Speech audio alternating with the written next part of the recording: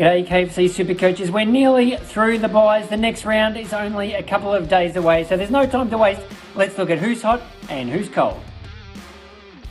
Sam Docherty was a very popular recruit last week for a lot of KFC SuperCoach teams, coming off Carlton's round 12 bye, and he was absolutely fantastic on Friday night against the Bombers. 33 disposals, 24 of them are kicks, which we love, and at 88% efficiency. So that's what scores you big KFC SuperCoach numbers, 139 for Docherty, which you would have absolutely loved if it was his first week in your team.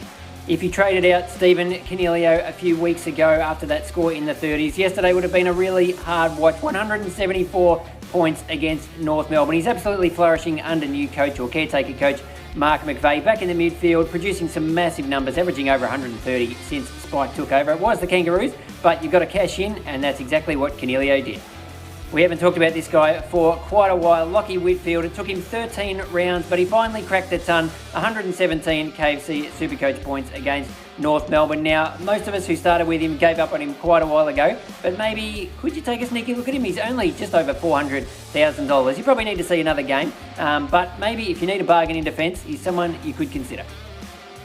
Who was cold in round 13? We mentioned Sam Docherty. Well, Sam Walsh was another really popular trade-in target last week with good reason, but just couldn't quite get going against the Bombers. And if you look at the stats, it's an interesting contrast with Docherty. He managed 29 disposals, but only 13 of them were kicks, so a lot of handballs which don't necessarily score as well in KFC SuperCoach, and only the 66% efficiency for Sam Walsh on Friday night. I expect he'll bounce back, but that's a bit of a disappointing score first up if you only just got him. And speaking of popular trade-ins last week, DARCY PARISH, I thought he was a great buy. Really looked very closely at getting him, but I didn't. A lot of people did, and unfortunately only the 51 points, which is really disappointing. Obviously was playing hurt on Friday night, spent a bit of time in the forward line, and then they subbed him off. But hopefully that calf problem isn't too serious, and I would definitely be holding him if I had him. Now, maybe a slightly different story if you've got Dane Zorko like me, an old man getting a hamstring. That's not good news at all. He's not playing in round 14, so I think I'll be considering trading him out.